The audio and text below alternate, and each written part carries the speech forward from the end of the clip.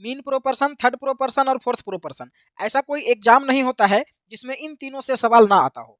हर exam में इन तीनों में से किसी एक को निश्चित रूप से पूछा जाता है। हालांकि ये बहुत आसान है, अगर आप तीनों का फॉर्मूला याद कर लेंगे तो आपका काम हो जाएगा। लेकिन सिर्फ फॉर्मूला याद करने से आप एक्चुअल में समझ नहीं पाते हैं कि मध्यानुपाती, तृतीयानुपाती और चतुर्थानुपाती होता क्या है। अगर आप इसका मतलब समझ जाएंगे तो आपको फिर फॉर्मूला याद नहीं करना पड़ेगा, आप डायरेक्ट क्वेश्चन को कर सकते हैं। तो इस वीडियो में हम यही बात करेंगे कि मीन प्रोपोर्शन, थर्ड प्रोपोर्शन और फोर्थ प्रोपोर्शन होता क्या है। तो सबसे पहले हम आते हैं मीन प्रोपोर्शन को देखते हैं। और मीन प्रोपोर्शन से भी पहले हम देखते हैं कि प्रोपोर्शन का मतलब क्या होता है। तो प्रोपोर्शन का मतलब हिंदी में होता है समानुपात, और समानुपात का मतलब क्या होता है, समान अनुपात। यानी कि दो या दो से अधिक अनुपात जब समान होता है तो उसको कहते हैं समानुपात में, यानी कि प्रोपोर्शन में। जैसे हम दो अनुपात लें, एक लेते हैं ए अनुपात बी और दूसरा अनुपात है मान लीजिए सी अनुपात डी। तो अगर ये दोनों अनुपात बराबर है तो हम कहेंगे कि ये दोनों अनुपात समानुपात में है, यानी कि प्रोपोर्शन में है। और प्रोपोर्शन का सिंबल होता है इस तरह से, जब दो बार अनुपात लिख देते हैं तो ये हो जाता है प्रोपोर्शन, यानी कि समानुपात। तो कभी भी इस फॉर्मेट में कुछ लिखा हुआ है तो आपको समझ जाना चाहिए कि जो अनुपात इन दोनों में है वही अनुपात इन दोनों में भी है। यानी कि आप इसको लिख सकते हैं A by B is equal to C by D. और मीन प्रोपोर्शन, थर्ड प्रोपोर्शन या फोर्थ प्रोपोर्शन कोई भी क्वेश्चन पूछा जाता है वो इसी फॉर्मेट को लेकर के पूछा जाता है। अगर फोर्थ प्रोपोर्शन पूछा है चतुर्थानुपात, इसका मतलब ये हुआ कि ये चौथा नंबर के बारे में पूछ रहा है और ये तीनों नंबर दिया हुआ है। अगर थर्ड प्रोपोर्शन पूछ रहा है यानी कि तृतीयानुपात पूछ रहा है, इसका मतलब ये तीसरा नंबर का वैल्यू पूछ रहा है और ये तीनों नंबर दिया हुआ है।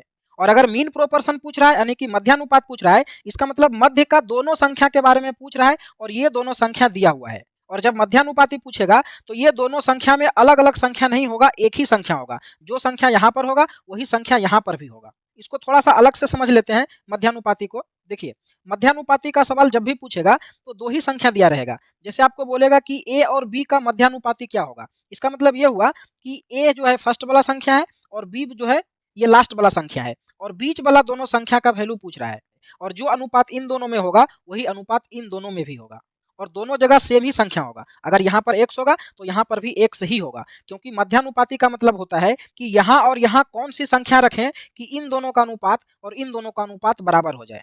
तो कभी भी दो संख्या दे करके इसका मध्यानुपाती पूछा जाए तो दोनों संख्याओं को फर्स्ट एंड लास्ट में मान लेंगे और बीच का दोनों जगह में एक्स बाई जेड कुछ भी मान लेंगे, और इसको जब सोल्व करेंगे तो एक्स का वैल्यू आ जाएगा और वही एक्स हो जाएगा मध्यानुपाती। तो कोई फॉर्मूला नहीं याद करना पड़ेगा, इसको आप एग्जाम्पल से बहुत अच्छे से समझ सकते हैं। जैसे यहाँ पर देखिए, कह रहा है कि 7 और 28 का मध्यानुपाती क्या होगा, तो हमको फार्मूला नहीं याद है तो हम क्या करेंगे, 7 को फर्स्ट में मान लेंगे और 28 को लास्ट में, और बीच का दोनों संख्या को हम x मान लेंगे, और जो अनुपात इन दोनों में होगा वही अनुपात इन दोनों में भी होगा। तो इसको सोल्व करेंगे तो x का वैल्यू आ जाएगा। तो ये क्या हो जाएगा, ये हो जाएगा 7/x is equal to x/28। तो इसको क्रॉस मल्टीप्लीकेशन करेंगे तो ये हो जाएगा x² is equal to 28 into 7 होता है 196, यानी कि x इज इक्वल टू हो जाएगा √196। तो √196 क्या हो जाता है, 14 होता है, यानी कि 7 और 28 का मध्यानुपाती हो जाएगा 14।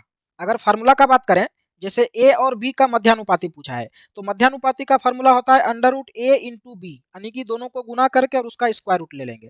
जैसे यहाँ पर देखिए 7 और 28 का पूछा है तो 7 और 28 को गुना करके और इसका स्क्वायर रूट कर देंगे, तो ये कितना हो जाएगा, ये हो जाएगा 196, और 196 का स्क्वायर रूट कितना होता है, 14 होता है। और ये फार्मूला कहीं और से नहीं आया है, वहीं से आया है। देखिए, ए और बी का मध्यानुपाती कैसे निकाले थे, ए फर्स्ट में हो जाएगा और बी लास्ट में हो जाएगा, और बीच में क्या करेंगे, एक्स मान लेंगे। तो ये हो जाएगा a/x is equal to x/b।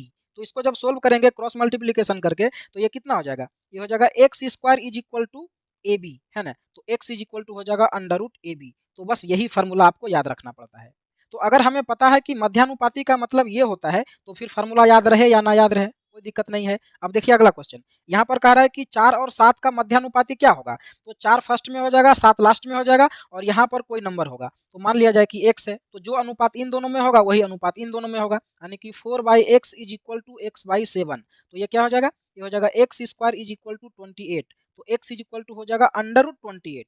तो इसको कैसे लिख सकते हैं, देखिए 28 को आप लिख सकते हैं 4 इंटू 7, है ना, अंडर रूट में। तो 4 का तो रूट निकल जाएगा तो 2 बाहर आ जाएगा, और √7 का रूट नहीं होगा तो ये अंदर ही रहेगा, यानी कि 2√7 इसका आंसर हो जाएगा सी ऑप्शन। अब बात करते हैं तृतीयानुपाती यानी थर्ड प्रोपोर्शन का। तो थर्ड प्रोपोर्शन का जो सवाल है वो कभी 2 नंबर को देकर के पूछेगा, जैसे बोल देगा कि 8 और 12 का तृतीयानुपाती क्या होगा। कभी कभी 3 नंबर को देकर के पूछेगा, जैसे 8, 10 और 12 का तृतीयानुपाती क्या होगा। तो पहले हम देखते हैं कि 3 नंबर को देकर के पूछेगा तब कैसे करेंगे। तो देखिए, प्रोपोर्शन का मतलब हम पहले ही बता चुके हैं। प्रोपोर्शन का मतलब होता है समानुपात, यानी कि 2 अनुपात बराबर होगा। जैसे इन दोनों में जो अनुपात होगा वही अनुपात इन दोनों में भी होगा, यानी कि ये दोनों बराबर होगा। तो अगर ए, बी और सी का तृतीयानुपाती पूछ रहा है तो तृतीयानुपाती पूछने का मतलब हुआ कि तीसरा नंबर में कौन सा संख्या होगा, यानी कि यहाँ पर है ना, ये पहला हुआ या दूसरा हुआ या तीसरा हुआ और ये चौथा हुआ। तो थर्ड प्रोपोर्शन पूछने का मतलब हुआ कि थर्ड नंबर वाला संख्या पूछ रहा है। तो बाकी सभी जगह बैठा दीजिए, ए यहाँ हो जाएगा, बी यहाँ हो जाएगा और सी यहाँ हो जाएगा। तो इसको सोल्व करेंगे तो ये जो वैल्यू होगा यही थर्ड प्रोपोर्शन हो जाएगा। तो हम मान लेंगे कि यहाँ पर एक्स होगा। तो इसको सोल्व करेंगे तो ये क्या हो जाएगा, A by B is equal to X by C. और इसको सोल्व करेंगे तो क्या हो जाएगा, ये हो जाएगा B X is equal to A C. तो एक्स इज इक्वल टू क्या हो जाएगा, ए सी बाई बी। तो अगर आपको याद रखना है कि ए, बी और सी का थर्ड प्रोपोर्शन क्या होगा तो यही फॉर्मूला आपको याद रखना पड़ेगा, ए सी बाई बी, यानी कि ए और सी को गुना करेंगे और बी से भाग दे देंगे तो थर्ड प्रोपोर्शन हो जाएगा। कब, जब 3 संख्या दिया रहेगा तब। अब बात करते हैं जब 2 संख्या दिया रहेगा तब क्या करेंगे। जैसे अगर हम पूछें कि ए और बी इन दोनों का तृतीयानुपाती क्या होगा, तो देखिए अभी हम बताए थे इन दोनों का तृतीयानुपाती निकालना है। तो देखिए 4 संख्या में से 2 ही संख्या दिया हुआ है, अगर तृतीयानुपाती यानी कि तीसरा वाला वैल्यू निकालना है तो इन दोनों को कहाँ पर रखेंगे, यहाँ पर तो 3 गैप है और संख्या 2 ही है। तो देखिए ऐसे पोजीशन में क्या करेंगे, जब संख्या 2 ही है और गैप 4 जगह है तो क्या करेंगे, बीच वाला दोनों संख्या को सेम रखेंगे। जैसे मध्य समानुपाती में भी आपको बताया थे कि दोनों संख्या जो है वो बीच में बराबर होता है। तो यहाँ पर भी वही करेंगे, ए को यहाँ पर रखेंगे और बी यहाँ पर होगा तो यहाँ पर भी बी को ही रखेंगे और यहाँ वाला संख्या को निकालना है, यानी कि ये हो जाएगा थर्ड प्रोपोर्शन। इसमें जब 2 संख्या दिया रहेगा तो बीच वाला संख्या दोनों को सेम कर देना है और यहाँ वाला संख्या आपका आंसर हो जाएगा। तो अगर हम इसको सोल्व करें तो ये हो जाएगा A by B is equal to B by x. अगर हम यहाँ पर एक्स मान लें तो ऐसा हो जाएगा। तो इसको सोल्व करने से क्या हो जाएगा, ये हो जाएगा A X is equal to B square और एक्स इज इक्वल टू क्या हो जाएगा, एक्स इज इक्वल टू हो जाएगा बी स्क्वायर बाई ए। तो यही फॉर्मूला होता है जब 2 संख्या दे करके थर्ड प्रोपोर्शन पूछेगा, जैसे ए और बी का थर्ड प्रोपोर्शन पूछा जाएगा तो फार्मूला हो जाता है बी स्क्वायर बाई ए, यानी कि इसका स्क्वायर करेंगे और इससे भाग दे देंगे। तो या तो आप ये फार्मूला याद रखिए, नहीं तो इस फॉर्मेट को आप समझ के रखिए।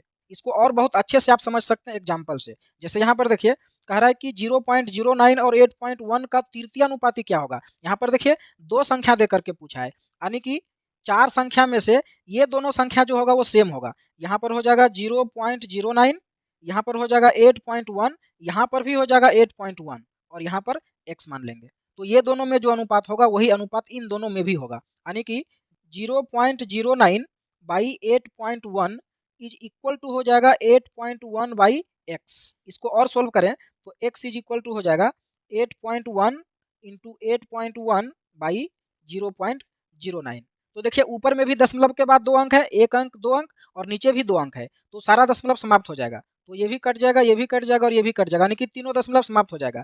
तो क्या हो जाएगा, 9 से काट देंगे इसको 9 बार में तो 81 इंटू 9 आंसर हो जाएगा। तो 81 इंटू 9 हो जाता है 729, तो बी ऑप्शन आंसर हो जाएगा।